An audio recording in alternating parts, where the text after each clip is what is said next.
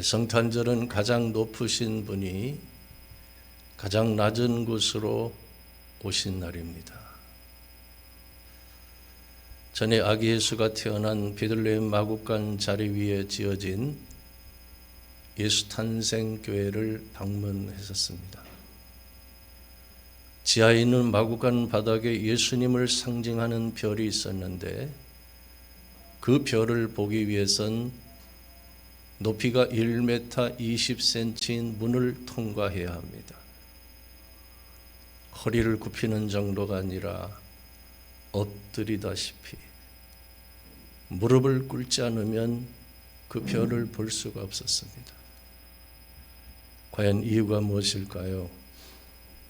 오직 겸손히 낮아진 마음을 가진 자들이 예수 그리스도를 만날 수 있기 때문인 것입니다. 여러분, 예수님이 왜 베들레헴에서 태어나셨습니까?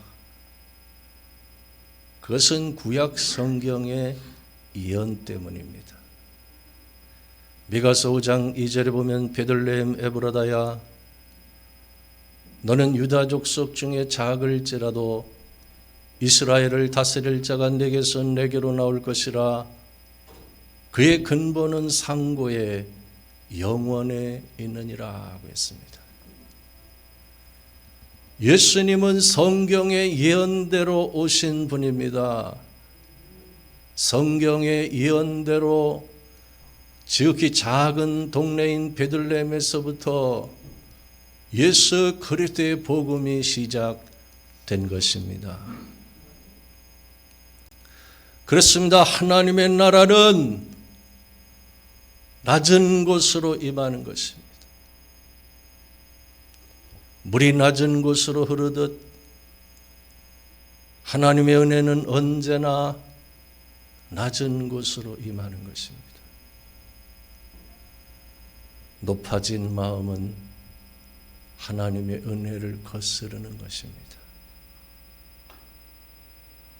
역사적으로 선교의 역사를 보면 우리나라보다 일본에 먼저 복음이 들어갔습니다. 그런데 일본 선교의 특징은 선교사들이 상류 사회 지식계층을 겨냥했다는 것입니다. 일본 기독교는 고급 종교로 접근했습니다. 그 결과 지금도 일본 기독교인의 지적 수준은 세계적인데 부흥이 되지 않고 있습니다. 일본에서 기독교는 인구의 0.8%밖에 되지 않습니다. 반면에 한국 선교의 특징은 민초들을 대상으로 시작했습니다. 부자들과 양반들은 기독교를 서양 귀신이라고 거부하며 박해했기 때문에 서민 속으로 파고든 복음이 세계에서 그 유래를 찾아볼 수 없는 놀라운 성장을 이루었습니다. 가장 낮은 자들인 모슴도 예수를 믿었고 장사꾼도 예수를 믿었고 심지어 무당 점쟁이들도 예수를 믿기 시작했습니다. 그 결과 120년이 지난 오늘 기독교 인구가 31%를 차지하고 있습니다. 그 중에 개신교가 20%이고 천주교가 11%입니다. 사랑하는 성도 여러분, 베들레헴에 오신 예수님이 오늘 우리에게도 오셨습니다.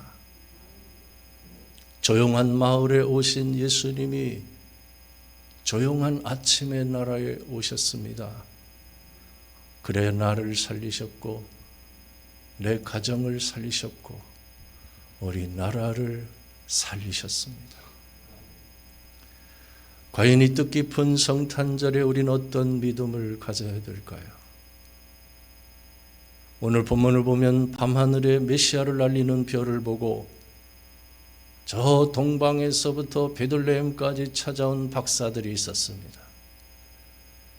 그들은 별이 악이 있는 곳 위에 머물러 서 있는 것을 보고 매우 크게 기뻐했습니다. 우리 함께 본문 9절과 10절을 한 목소리로 다 같이 읽겠습니다. 같이 시작.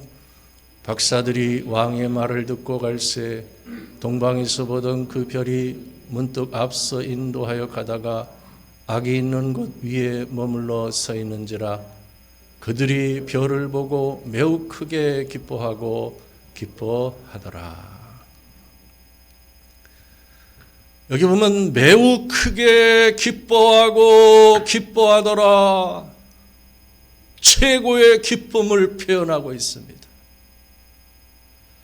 이 큰 기쁨은 그들이 가지고 있던 믿음의 확신이 더해졌기 때문이었습니다.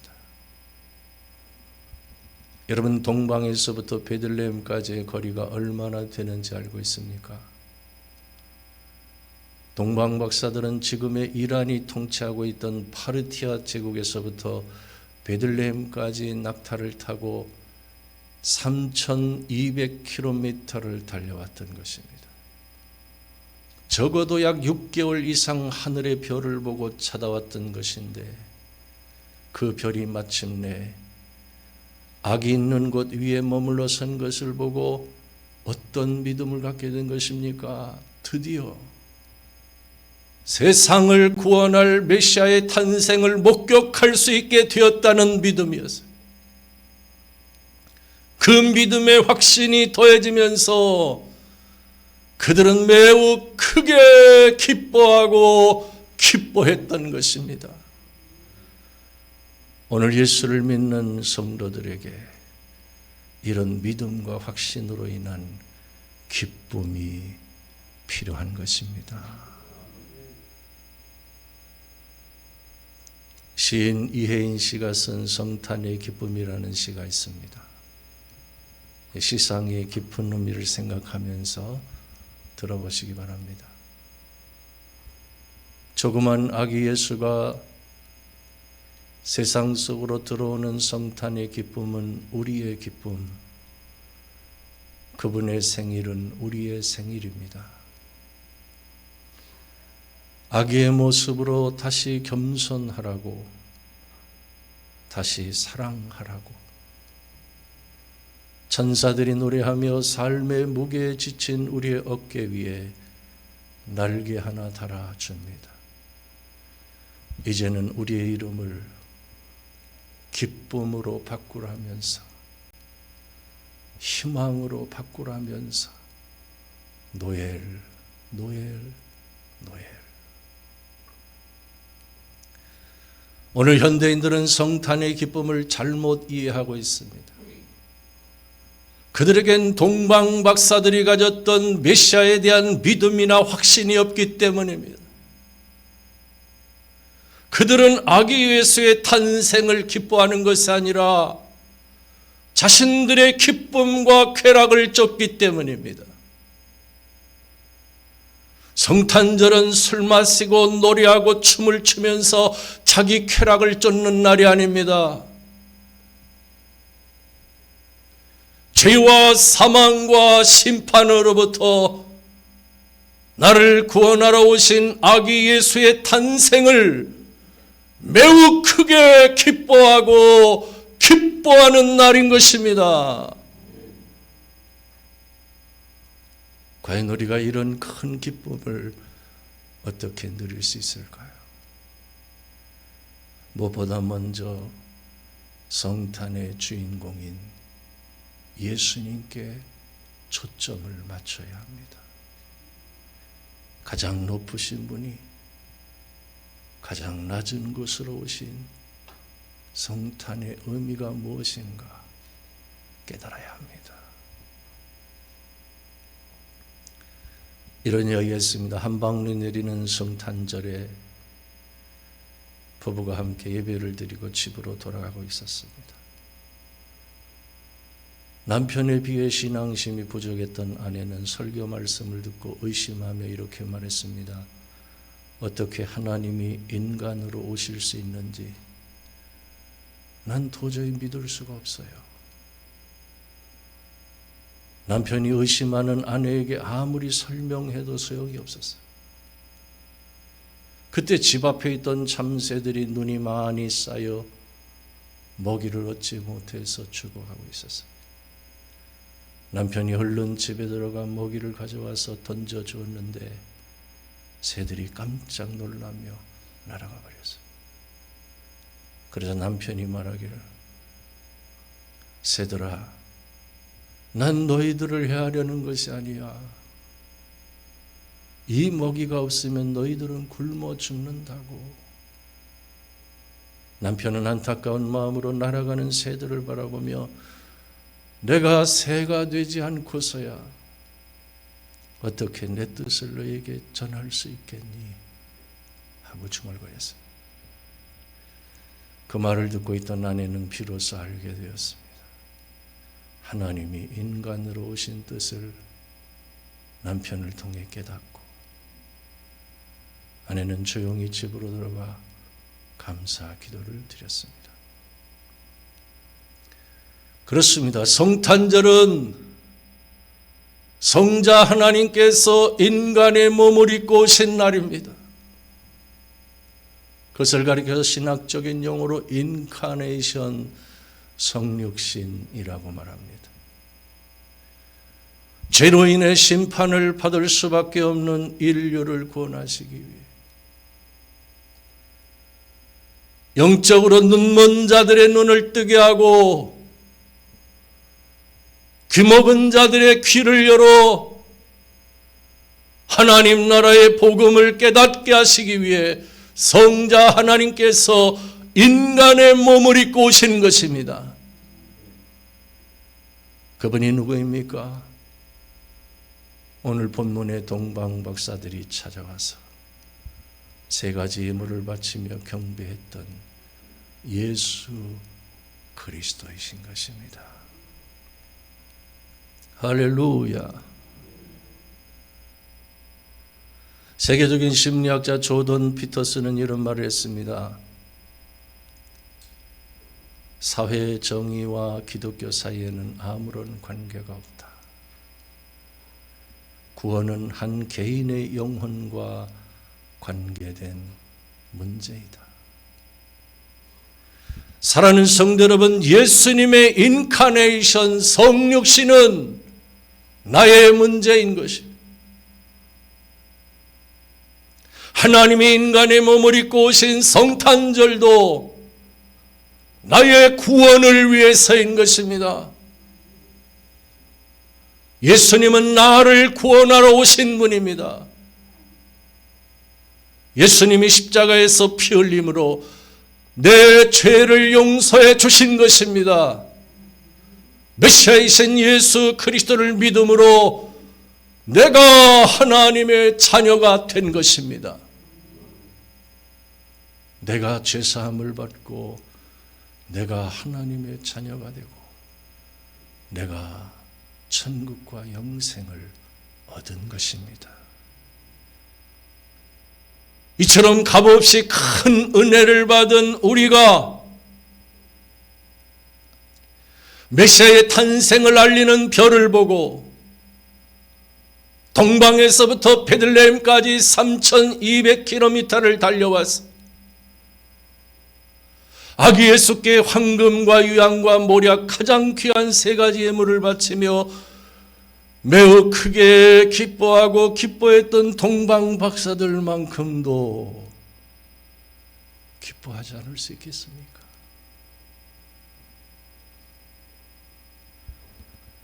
우린 영적으로 눈먼 자나 귀먹은 자들이 아닙니다. 성탄의 의미를 깨닫지 못하는 우미한 자들이 아닙니다. 오늘 설교를 듣는 여러분 모두가 성탄의 진정한 의미를 깨닫고 동방 박사들처럼 뜻깊은 성탄절에 매우 크게 기뻐하고 기뻐할 수 있는 성도들이 되실 수 있기를 주님의 이름으로 축원합니다. 두 번째, 동방박사들은 아기 예수께 세 가지의 예물을 바치며 경배했습니다. 우리 함께 본문 11절 말씀을 또 한 목소리 읽겠습니다. 다같이 시작. 집에 들어가 아기와 그의 어머니 마리아가 함께 있는 것을 보고 엎드려 아기께 경배하고 보배압을 열어 황금과 유향과 몰약을 예물로 드리니라. 과연 동방박사들이 아기 예수께 예물로 바친 이 황금과 유향과 몰약은 어떤 의미가 담겨 있었을까요? 먼저 황금은 그리스도의 왕권을 의미하고 유향은 그리스도의 제사장직을 의미하고 몰약은 그리스도의 선지자직을 의미합니다. 그렇습니다. 동방박사들이 아기 예수께 황금을 예물로 바친 것은 예수님은 우리의 왕이십니다 라는 믿음의 고백이 담겨 있었던 것입니다.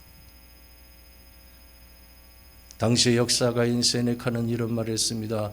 황금을 가지지 않고는 왕을 만날 생각을 하지 말라. 실제로 왕을 만날 때엔 반드시 준비해야 하는 되드는 선물이 바로 황금이었어요. 다만 예수님은 힘으로 세상을 통치하는 왕이 아니라 사랑으로 통치하는 왕이셨습니다. 사랑하는 성도 여러분, 예수님이 오시기 전 이 세상은 마귀가 왕노릇하고 있었다는 사실을 알고 있습니까? 온 세상은 죄 가운데 빠져 마귀의 지배를 받고 있었어요.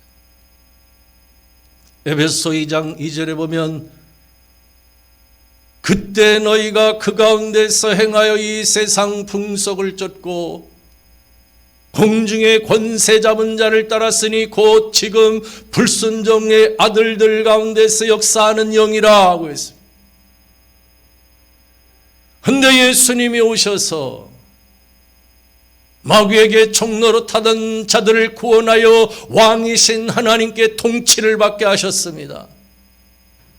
더 나아가서 마귀를 비롯하여 모든 어둠의 권세들과 싸워서 이길 수 있는 그리스도의 군사가 되게 하셨습니다. 이런 놀라운 일들이 언제부터 시작된 것입니까? 아기 예수의 성탄으로부터 시작된 것입니다. 할렐루야. 그러므로 우리는 끊임없이 주님이 우리의 왕 되심을 선포해야 합니다. 주님은 나의 왕이십니다. 주님은 우리의 왕이십니다. 왕이신 주님, 연약하고 실수 많은 나를 통치하여 주옵소서. 성경은 왕 되신 주님이 통치하시는 곳에 하나님의 나라가 임한다고 말씀하고 있습니다. 아니, 우리는 끊임없이 주님의 왕 되심을 선포하고 주님의 통치하심을 사모하며 기도해야 하는 것입니다. 두 번째 유향은 예수님의 제사장 되심을 의미합니다. 유향은 일종의 향수인데 유향하면 제일 먼저 떠오르는 것이 바로 제사장입니다. 왜냐하면 성소에서 하나님께 소제를 드릴 땐 반드시 유향이 필요했기 때문입니다. 본래 제사장은 라틴어로 폰티펙스인데 다리를 놓는 사람이란 뜻이 있어요. 예수님은 대제사장으로서 하나님을 향하여 길을 여신 분인 것입니다.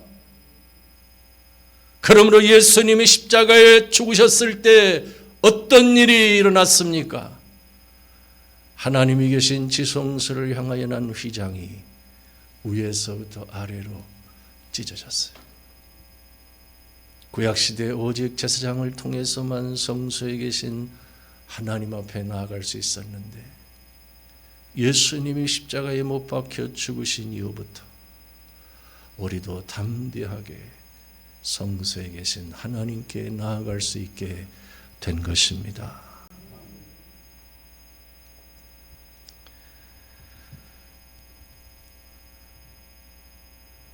오늘 여러분은 누군가 날 위해 기도하고 있다는 것을 깨달을 때가 있지 않습니까?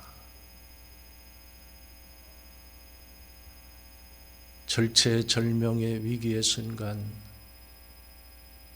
보이지 않는 손길로 구원의 길을 열어줄 때가 있지 않습니까? 죄를 지을 때 깨닫게 하고 강팍한 마음을 열어주고 뉘우치는 마음조차 없을 때 회개의 영이 부어지는 것을 느낄 때가 있습니다. 어찌하여 이런 일들을 경험하게 되는 것일까요? 예전에 많이 불렀던 복음성가들이 있습니다. 누군가 널 위하여 누군가 기도하네. 내가 홀로 외로워서 마음이 무너질 때 누군가 널 위해 기도하네. 또 나의 등 뒤에서 나를 도우시는 주, 나의 인생길에서 지치고 곤하여 매일처럼 주저앉고 싶을 때 나를 밀어주시네. 이처럼 우리를 대신하여 중보해 주시고 하나님과 우리 사이에 막힌 담을 헐어주시는 분이 누구입니까? 그분이 바로 우리의 대제사장 되신 예수님이신 것입니다. 세 번째 모략은 예수님의 선지자 되심을 의미합니다. 본래 모략은 시스터스라는 나무에서 나오는 진액으로 아주 값비싼 기름입니다. 구약시대 왕과 제사장과 선지자들을 세울 때 머리에 관유라는 기름을 부었는데 바로 그 관유를 만들 때 모략이 사용되었습니다. 성경에 보면 예수님의 생애는 모략으로 시작하여 모략으로 끝났습니다. 오늘 본문의 동방 박사가 아기 예수께 모략을 선물로 바쳤습니다. 또한 예수님이 십자가에 못 박혀 죽으셨을 때 니고데모가 모략과 침향 100근쯤 가지고 와서 예수님의 시체에 발랐다고 했어요. 본래 모략은 선지자에게 드리는 예물로 희생을 상징합니다. 선지자의 삶은 쓴 몰약과 같아서 시련과 고통 가운데 사명을 감당했기 때문입니다. 과연 예수님을 따르는 길이 넓고 평탄한 길일까요? 그 길은 넓고 평탄한 길이 아니라 좁은 길, 십자가의 길입니다. 동방 박사들이 아기 예수께 쓴 모략을 예물로 바쳤던 이유가 무엇일까요?